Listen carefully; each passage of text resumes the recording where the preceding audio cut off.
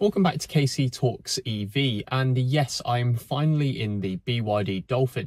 First of all, I just want to give a massive thank you to BYD UK for lending me this vehicle for testing purposes. As always, I've left a link in the video description if you would like to find out more. So in terms of specification, the Dolphin that I'm currently in is the top spec design trim. So this has a 60.48 kilowatt hour battery pack. They don't quote usable capacity or total capacity. This is actually exactly the same as the BYD Atto 3. And finally, you can actually buy the model which everyone's been touted as a very, very affordable model. So that is the 44.9 kilowatt hour. So essentially that one will give you 211 miles of WLTP combined. This model here that I'm currently sat in will give you 265 miles. There is one thing I probably should mention, however, the Boost, which actually gives you a slightly uprated motor, only has the 44.9 kilowatt hour battery pack. Basically, you actually lose a bit of range. It goes down to 194 miles of WLTP range. So just keep that in mind if you are planning on purchasing that Boost trim. So in comparison to the MG4, that has a 51 kilowatt hour battery pack on the smaller battery and a 64 kilowatt hour battery pack on the mid-spec level. It is important to note, however, that only the 51 is a lithium iron phosphate pack.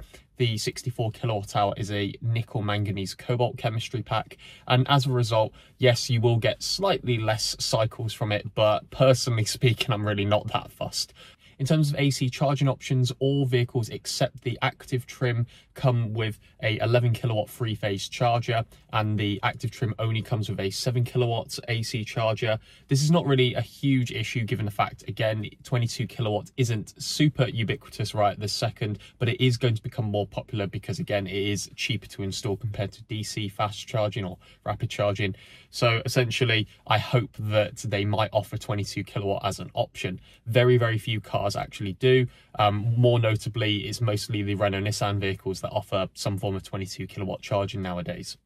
In terms of DC connector, so it is CCS obviously nowadays. I haven't actually tested the maximum charging speed, but it probably is very similar to the Atto 3s. It peaks around, I think I got maximum of about 88 kilowatt from a peak speed, and you'll get around 60 kilowatt from the 44.9 kilowatt hour pack. In terms of rear boot space, it's 345 litres. It is definitely down compared to the MG4, and especially so from the VW ID3 class vehicles, so things like the ID3, Cupra Born, etc. It is still definitely a usable space. There is one thing to note: it has a false boot floor, and actually it kind of masks a lot of its boot space. So if you ever need that, just remove the boot floor from the back. In terms of specification level, as I mentioned, the active is the base trim, so that starts from £26,195. That is actually £800 cheaper compared to the MG4 on its SE trim. The main issue, however, is that it only has a 94 horsepower motor. Now, this is an issue in terms of acceleration, so it's 0 to 60 in 12.3 seconds. Still not too bad. The major advantage, however, is that with a lower power motor, you would hope that the insurance is going to be slightly cheaper on that vehicle. Next trim up is the Boost trim, so that is a 44.9 kilowatt hour battery pack, just like the active trim. But the other thing is it has a uprated 174 horsepower motor and a 7-second 0 to 60 time.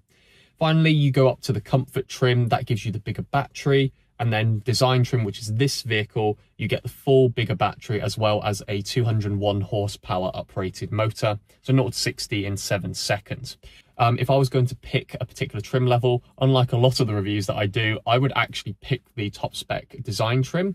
The major reason why is because this vehicle actually is fitted with the panoramic sunroof, which basically means you get a lot more light in the back of this vehicle. And bear in mind, this is supposed to be a family car, so really we need a lot of light in the back, you know, for kids and things like that.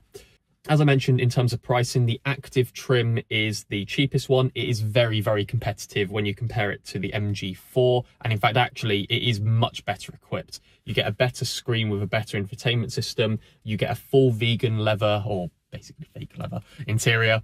Across all models. Pricing is actually pretty much cheaper, especially when you look at the base spec and the top spec model, and it is better equipped. You cannot get a panoramic sunroof on the MG4 anymore. So what do I think about the positives and the driving characteristics? Well, I've already discussed the interior. It is very, very nice inside. I would actually argue that, especially compared to the MG4, it is a nicer interior. And given the fact that it's also cheaper as well, that is a very impressive standpoint from BYD. The other thing as well is that in terms of handling, I think this handles far better than the Atto 3 that I've test driven. You have got a lower centre of mass because of the lower ground clearance. I would say, however, though, that in comparison to, for example, the MG4, that is actually a rear-wheel drive car. This is front-wheel drive. Essentially, I think personally, I think the MG4 does handle slightly better. But I think that is going to be completely subjective. It'll be quite interesting to see what they've done with the MG4 X power, especially with all of that power down, whether or not it handles better or worse. But essentially, it's not bad at all. Very little body roll, for example, around corners. So yeah, overall, I'll definitely give that a thumbs up for BYD. The other thing as well is that it has normal door handles. So compared to the BYD Atto 3, I know that some people were complaining a little bit about that, but more normal on the Dolphin compared to the funky ones on the Atto 3. But if you didn't like those, obviously the Dolphin has normal door handles. Finally, this is actually something I noticed when I got back into my MG ZS EV yesterday. This vehicle has the most comfortable seats that I've actually used in a car. I don't know how to explain it, but it has the perfect amount of cushioning, but also a perfect amount of support. It might be because of the way that the actual seats are kind of shaped. They're definitely molded a lot better. But yeah, it is absolutely spot on. But essentially, very, very comfortable seats. So what do I think about the rooms for improvement?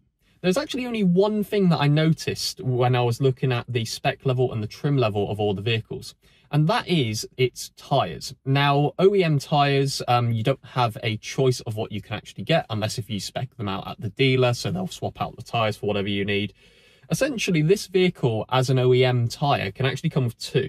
So the first one it can come with is Hankook tyres. These are rated A for efficiency and B for wet braking.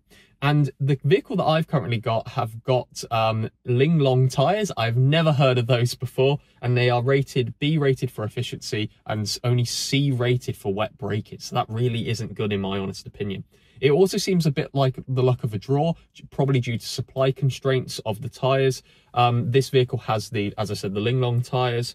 There have been multiple occasions where I've been driving this vehicle and it spun its front tyres, and you know, from a standstill, for example, and I've had this vehicle in eco mode for most of the time as well.